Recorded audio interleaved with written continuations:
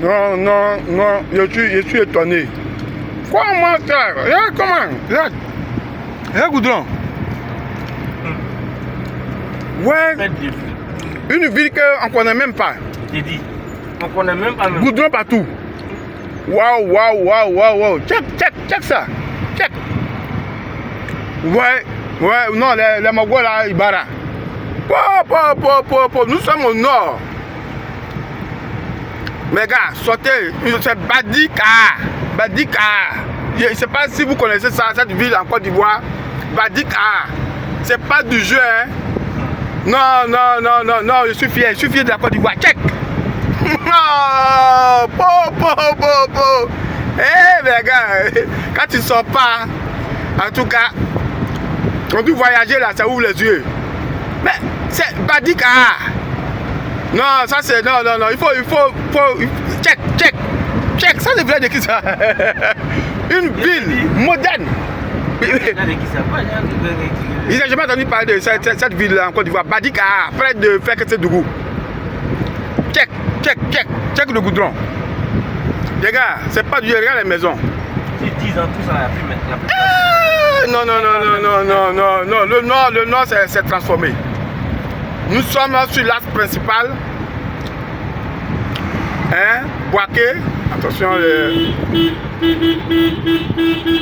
Nous sommes sur l'axe principal. Boaké. Fekete-Dougou.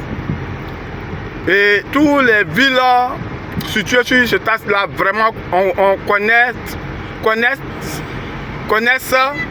un développement spectaculaire. Non. Moi-même là, je suis étonné. Donc les gars, c'est Arnaud du groupe Adam, SRL de Adam Web TV. Voilà, ces vidéos là qui étonnent, vous allez en avoir beaucoup. Parce qu'on pense que c'est le sud de la Côte d'Ivoire seulement qui est développé. Le nord aussi fait son grand pas. Oh non. Et je suis fier. Il dit, je suis fier. Badika. Non, c'est. Non. Moi, il peut venir m'installer ici. C'est-à-dire que les maisons en terre ont laissé place aux maisons en briques. Mais ce qui encore me frappe encore dans cette région, c'est une chose que je ne comprends pas, que je veux parler. Peut-être que ça se fait, les gens me diront. J'ai découvert que les bœufs et les moutons ici sont très propres et bien grossis. Bon, quand je vois la façon dont c'est fait en Amérique du Nord, au Canada, aux États-Unis, et que je ne vois pas ici, me pose la question, mais est-ce que pourquoi on voit de ces bœufs et de ces moutons bien jolis? Hein? Ça n'a rien à voir avec les bœufs qu'on élève à Yama, à Bassam ou qu'on voit là. Non. C'est des vrais trucs.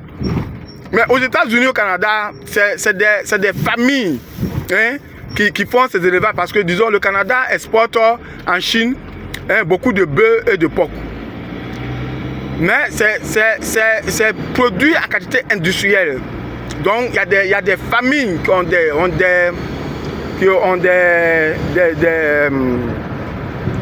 l'élevage, donc je ne sais pas que c'est pâturage ou quoi. Et pour pouvoir mieux élever, c'est parce que j'ai vu que ce que j'ai vu, les bœufs à Badika et autres, c'est qu'ils se promènent pour manger.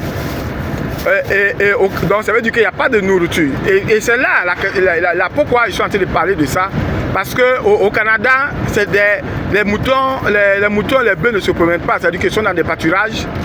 Et pour pouvoir faire face à leur nourriture, le pays, les agriculteurs produisent beaucoup le foin et le maïs. Je pense que ce sont ces deux-là qu'on utilise pour nourrir les bêtes. Et je vois qu'au nord ici, la culture de maïs est très. J'ai vu une belle culture de maïs le long de la route. Mais je ne vois pas que ce soit en quantité industrielle.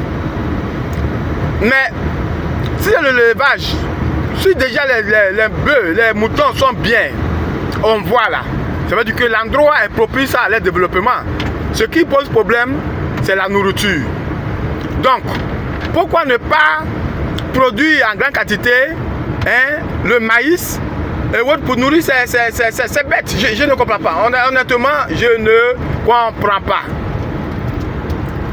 Je ne comprends pas, honnêtement. Ou bien même les trucs, les herbes que les bœufs qui mangent, qu'on coupe au bord de la route pour donner là. Pourquoi ne pas cultiver ça en grande quantité, sur des grandes surfaces et puis couper pour nourrir les bêtes? Parce que l'élevage, on peut le développer beaucoup à l'ouest, on peut le développer beaucoup à l'ouest, c'est-à-dire au nord. Et la couleur va être autosuffisante, puisqu'on n'est pas autosuffisant, on importe combien? C'est pas 70%, 80% de ces trucs-là venant de l'Interland et puis d'autres par bateau là, congelés qu'on mange là. Alors qu'on a une grande superficie au nord où on peut vraiment développer ça. Donc je donne à réfléchir pour dire qu'il faut commencer, et c'est le gouvernement peut-être qui peut prendre le pas pour encourager les gens à produire le maïs et de la nourriture pour pouvoir développer grandement l'élevage et pour pouvoir être autosuffisant et pourquoi pas envoyer dans d'autres pays. Question à trouver des réponses. C'est une belle opportunité au nord. J'ai trouvé beaucoup de miel, j'ai trouvé beaucoup d'igname. Vraiment, non, je suis impressionné. Et cette vidéo sera publiée sur ma chaîne Adam Web TV. Et que ceux qui veulent toujours avoir ces vidéos, voilà, abonnez-vous, en likez, partagez. Parce que moi-même là, je suis fasciné. Et quand beaucoup de personnes verront aussi, ils seront très fascinés. Parce que vraiment là, il y a du développement au nord de la Côte d'Ivoire. Merci et bonne journée.